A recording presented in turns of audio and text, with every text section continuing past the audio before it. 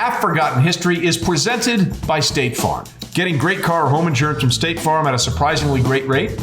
Well, that's just like talking to the biggest names in NFL history and hearing their untold stories. It's the real deal. So choose insurance that always brings its A game. When you want the real deal, like a good neighbor, State Farm is there. Before we docked, the picture was haywire within hours. And I was just like, oh, no. You couldn't even make it back to land before you knew you were screwed. Make it back to land.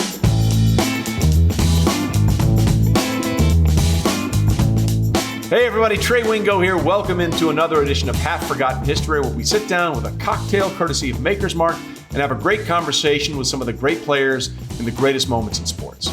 Our guest today, none other than longtime NFL wide receiver Victor Cruz, who really came out of nowhere to become not only a Pro Bowler, but a Super Bowl champ for the New York Giants, and then went on to take one of the most awkward photos in maritime history.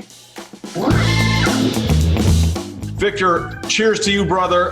Glad to be with you. And it's weird because we're in this season in the NFL where there wasn't a preseason. And you were one of those guys where if there wasn't a preseason, we might not be having this conversation because that really got you your chance, right? Yeah, absolutely. I think when you think about the preseason and, it helped me tenfold. Like if I didn't have those games to prove myself, if I didn't have those times in practice to prove it against my teammates, but then go out on the football field against opponents, people that you have the game plan for, and kind of do it against them was like, it let me know that I belonged. It let me know that, okay, all this hard work I'm putting in, I belong in this league. And that gave me the confidence to go forward. You know what I mean? So, and it just, you need that as a free agent. You need every opportunity you can. So tell us a little bit about your story, because people will look at you and say, oh, salsa guy, scored the touchdown in the Super Bowl against the Patriots. But you really had to scrap and claw. You grew up not too far away from where you ended up playing for the Giants. You got to UMass kind of barely. Tell us how you sort of got through that process. Yeah, it was tough. I mean, I got to college and looked around and mom's wasn't there to wake me up. And there was, alarm clock was kind of slow. And then I just kind of had to battle my way through school and once I figured school out, the football came easy, and I got to play the last 2 years at UMass and be there enough and do enough to kind of get some looks. But I was a realist, right? I know I'm not 6'4", 220, DK Metcalf or anything like that. I had to fight and scratch and understand who I am and play, you know what I mean, and put my best foot forward. So I got the opportunity with the Giants, and they were loaded at the time. I remember my mother being like, are you sure you want to go to the Giants? They got like 10 receivers. Hakeem Nicks, Mario Manningham, Steve Smith was still there. It was like they were loaded, but I wanted to do it at home. I knew if I could give it everything I had, somebody would see it, but I wanted to start at home. And if I had the opportunity, I had to take it. And opportunities started to unfold. Steve Smith goes to the Eagles. And then that next year, after following my rookie season, is when we go to the Super Bowl. Let's talk about that rookie preseason, because really you were just sort of a dude until one game. It was the third preseason game against the Jets. And before that game, Eli Manning had you over and you guys were playing catch somewhere, right? And you were just like some guy that was catching the ball from it. Everyone was like, oh, Eli Manning. And you were like, nobody knows who I am. Not even a clue. Trey, we were in a dog park in Hoboken, New Jersey at 8 a.m. And it was like kind of fall. It was still a little chilly out. My hands are numb. I didn't bring gloves. I was just like, wow, I don't even know what I was thinking not to bring gloves. But we were throwing out there, and it was that moment that, let me know that Eli's a real dude. And he doesn't, he's not big-headed in terms of thinking he just can throw to his guys or guys that he's familiar with. If you're in the area and he needs to throw and he needs to warm that arm up, he's going to give you a call. So, and I got to know him a little bit more then, but that preseason, man, was everything for me. I just knew, I was doing good things in practice and I was making these splash plays. And I remember I knew I was a dude when Steve Smith the first day saw my name. He was like, Cruz. We don't get many Cruzes out here. I don't know what's going on, but every day I just started to prove myself. And man, my teammates responded, and then we did some special things. And then it all came into head in that week 3 game against the Jets where you scored 3 touchdown passes. At that point, did you have any idea that they were going to feature you that much in that game, or did it just sort of unfold as the game went along? It just kind of happened. I think as we started to game plan, I saw opportunities. As a player, you start to see how they're game planning. You start to understand like offense coordinators and how they kind of put these game plans together. And you're looking, I was like, well, I mean, if they play this coverage, we can get that. That could work. Or if we get one-on-one here, I know he's coming to me type of thing. And then all those things just started to culminate as we started to play the game. And I was just answering the bell, catching the football, making things happen, and scoring touchdowns. Well, Rex Ryan, who was the head coach of the Jets at that time, had his comment was, I don't know who the half that guy was, but he better make the squad. Did you think after that game, I'm good, or were you still like nervous because you were the last man on the totem pole sort of when the season began, preseason began? Well, you never know, obviously, in this league. You don't know what's going to happen. But I did, after the first touchdown, kind of the one handy on the sideline, and I was kind of like out of body experience in the end zone. I was like, I think I just made this team. Like it kind of came over me that I think I made this team because I was doing these things in practice. I wasn't having any mental errors. I understood the game. I understood the playbook. But it was just, it all came to fruition in that game. And I just had that kind of overarching feeling like I think I made this team. And if I didn't make this team, I know that I'd probably be getting a phone call from one of those other 32 once that deadline approached. Okay, so how do you now do the mental gymnastics, right? Because in your mind you think, I got to make this team after making three touchdown catches in this one game, but in the back of your mind you're still thinking, don't get cocky, don't get overconfident, because that's the worst thing so how do you sort of do I feel good about where I am but still terrified that you might get cut? Well, it was that being terrified never left me. I mean, I think coming in as an undrafted free agent and understanding the road and how hard it is to get there, that feeling of being cut every year never left me. And it was what fueled me. I always wanted to be better. I always wanted to make sure I was at the top of my game whenever I was out there. And that's really, what drove me. But two things one was my family at home. Like my mom didn't care. She didn't give a shit about any of this stuff. She's like, take out the garbage when you're here. Help me with the food in the kitchen, wash the dishes, wash anything you dirty, like things like that. So, and then in the locker room, I was fortunate enough to be drafted around guys like Justin Tuck, Brandon Jacobs, Ahmad Bradshaw. They don't care who I am. Like, okay, I had 3 touchdowns, but those guys have been there. They've already won a Super Bowl, so they're not looking at me coming in there being cocky. I knew my role on that team, and I think that's what made us great that year was everyone knew their role and played their part to the highest of their ability. So, I mean, how much did your sort of heart go out to all those free agents who didn't get those chances this year? Some of them did make the squads, and some of them are doing very well, including the running back down in Jacksonville. But, I mean, like, you knew what you needed to do, and you needed that moment to make the team. How hard was it for guys that were in your position this year to even get that opportunity?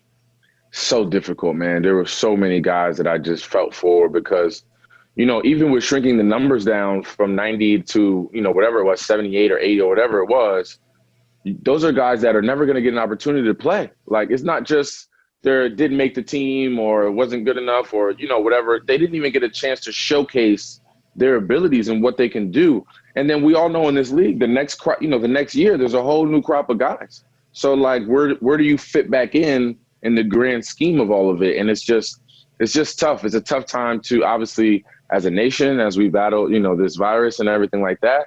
But it's also a tough time in sports and for free agents and for guys that are trying to fight and scratch and claw to make teams that aren't getting the same opportunity that they would have once gotten in years prior. Yeah, it's been a really weird year the entire way around. But you were one of those guys that had that moment and took the opportunity. So good time to fill your glass, get a refresher. And when we come back, we'll talk about the career you had and what happens going forward. Stay with us. Here at Half Forgotten History, our surprisingly great conversations are brought to you by State Farm. State Farm agents provide personalized service so you can customize your insurance to fit your needs, like our Hall of Fame guest choosing the perfect never-before-told story to share with our listeners. Look, you need a team that supports you and gets you, and State Farm's got a great one. In addition to agents, the award-winning mobile app helps manage coverage, pay bills, file claims, and more. With a great price and even greater service, State Farm goes from strength to strength.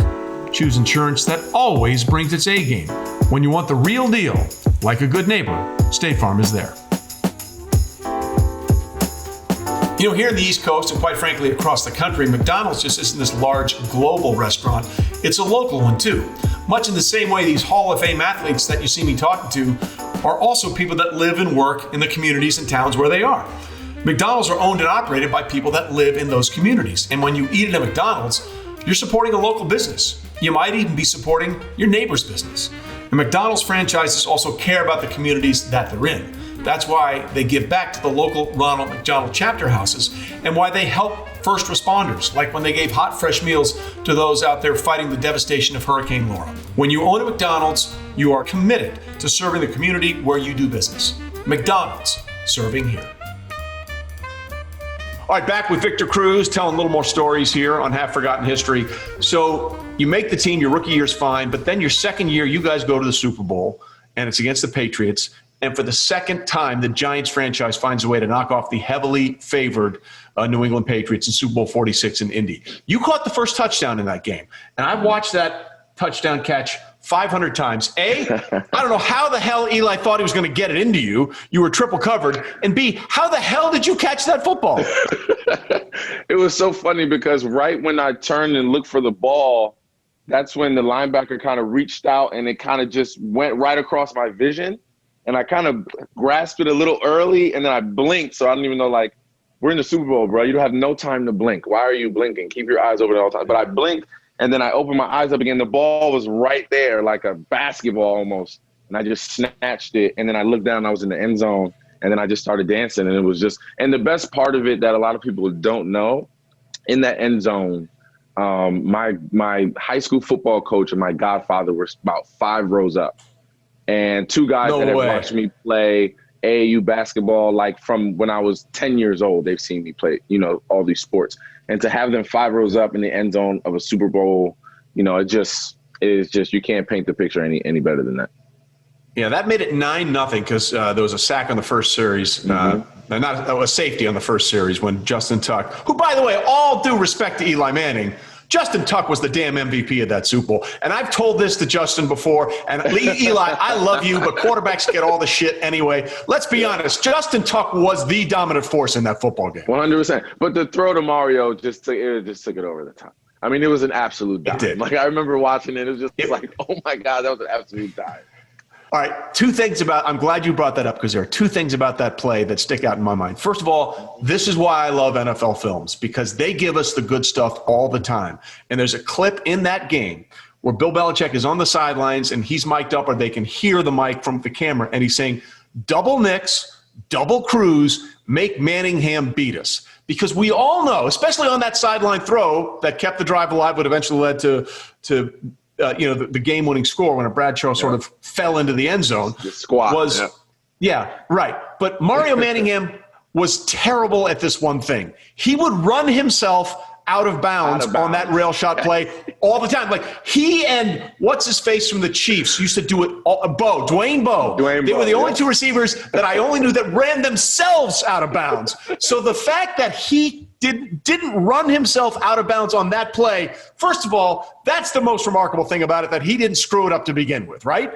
100%. If anybody knows Mario, he does it all the time. But on this one, not only did he stay in bounds, but it was the prettiest little toe. Like, where was this? Where has this been? Because your entire career, I haven't seen this. But he got those 2 twinkle toes in there, man, and caught that ball. I mean, he had no choice but to catch it the way it was thrown, but he just kept his feet in, and it was the rest is history. But it was just and if anybody knows Mario, they know he always runs himself out of bounds all the time. That's the first thing I thought of. Oh, my God, he actually stayed in bounds. Imagine what could happen if he did this more often.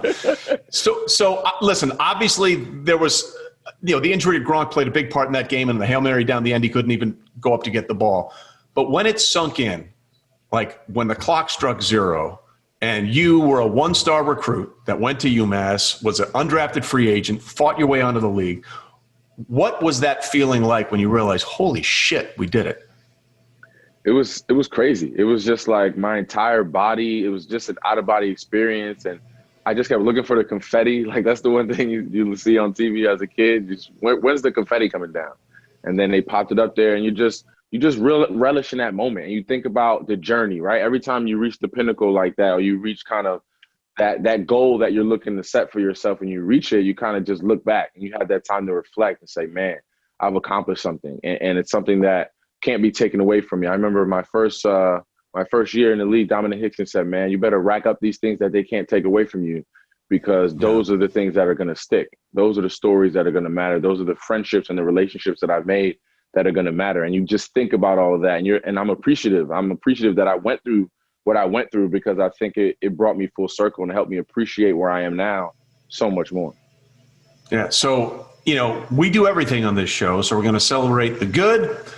We're going to celebrate the bad a little bit as well. Yeah. So if the pinnacle was winning Super Bowl 46, we got to go back to the boat photo in 2016. You guys make the playoffs. You all go down to Miami. You take that picture on the boat. It's like the entire Giants receiving corps was on that boat. It was you, Odell, Sterling, Roger Lewis, some rappers. And then, of course, the photo was posted, and all hell broke loose. Was there ever a moment as you guys were on that boat trip thinking about that picture, as you're all in jeans and Timbs, by the way, in sunny Miami, at any time during that process did you think, this is really a terrible idea? Yes, but all of it. But it was in the moment, we were having a blast. Like, it just, I feel like people were upset. We were having a really good time. Like, and the game wasn't until so far away. It was our day off. We didn't break any rules. Yeah.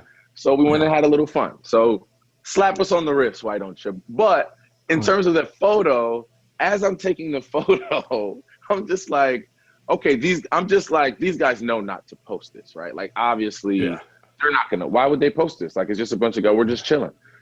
And then before we docked, the picture was haywire within hours. And I was just like, oh, no. You couldn't even make it back to land before you knew you were screwed. Make it back to land before. And then our phone, you just see everyone's phone start going off, like, with different lights and sounds. And you're just like, wait, what is going on? But in hindsight, we had a good time. It's a moment that'll live in infamy now that I'll forever have to talk about. But I have no regrets, man. We had a blast. Yeah, and I want to be clear. It had no effect on the game. Unless people were thinking about, I better play well because of the photo in the game. But it had no effect. It was just one of those things where this used to happen all the time, right? 10 years ago, people did this no one would have noticed. It's just that everyone does this thing now, and it changes your perception, right? Nothing about the photo or the trip to Miami changed the outcome of the game, but because you lost, perception then becomes reality. Exactly. And I guarantee you, if you put some cameras or some camera phones around some of those teams in the 90s, you'll see a lot more than just a boat photo in Miami. So, of course, it's the nature of the beast, is what we live in. And I think now, it's harder to be an athlete now. There's so much more pressure on you to be perfect because of, that very thing, being caught on camera or a photo or something that just, can shed a negative light on you and on your career. And you just have to be careful. Yeah. By the way, there's causation and there's correlation. There is no causation here, but since that photo, we don't have the exact numbers, but I'm doing the math. The Giants record is ass since that photo. This is true. And it's something I scratch my head about. I mean, it's just tough. I think, just the injuries that they face over the years and just the level of play. Obviously, Daniel Jones was a bright spot, and he's kind of leveling out now, which is unfortunate. You kind of want him to keep going up, but then you look at the weapons around him that, one guy's dropping by the week. You don't know who's going to start, who's going to play. Evan Ingram, he has great days where he looks great, and then there's some days where he doesn't look so great. So it's just a very up and down years for the Giants organization. Yeah. But I think they got some real decisions to make in this draft in terms of, like, Trevor Lawrence. How much do they still believe in Daniel Jones, although he's just in his second year? They got some real life questions to ask themselves going into this offseason. But I think the future is bright. That defense plays very well. They get around the football. They create turnovers. James Bradbury is like the brightest spot on that defense. It's been fun to watch him play. So I'm optimistic, obviously, because I want to make sure my card works when I get back in the building. But but I think the future is bright. I think they just got some. It'll be a tough offseason for sure. How much do you bleed blue still? All of it, man. If you cut me right now, Trey, if we just get a little, blue would literally ooze out of my pores. like 1,000. Now, listen, I am not here to cut you. I am here to celebrate with you, my friend. So, listen, I loved working with you when you were at ESPN. We always had a blast. I always love talking to you, brother, because I think your story is inspirational and it's great for those guys who didn't fit the mold, right? You see so many guys that they're 6'3", they're 225, they run the 4.34, they have the vertical, they have the 3-cone drill, and some of them don't make it. And sometimes you need to find out that there are guys who can just play, right? Mm-hmm. Put on the tape. And the tape doesn't lie, and you're an inspiration to a lot of guys who might be outside the box, but can prove, hey, just because I don't have all these assets doesn't mean I can't play the damn game. Absolutely, man. Thank you, Trey, for having me, man. And I just want to encourage everybody to just attack, grab the bull by the horns, man. Take that opportunity. If it's just a small shot, whatever it is, just make sure you take advantage of it and put your best foot forward and be ready for the opportunity because it may not come back around. That'll do it for this edition of Half Forgotten History. Our thanks to Victor Cruz for being with us. We're sending a check to Ronald McDonald House in his behalf as a thank you for joining us. And also thanks to Maker's Mark. Remember to pour yourself into everything that you do and reach for a bourbon that's made with that personal touch. In fact, why don't you reach for a glass right now and raise a toast to all those incredible athletes that are continuing to create something remarkable. And remember this, Maker's Mark crafts their bourbon carefully. All they ask is that you enjoy it the same way. So that's it for this edition of Half Forgotten History, but coming up on the next episode, we are going to chop it up with the man who has rushed for more yards in the NFL than anybody probably ever will again, Hall of Famer Emmitt Smith.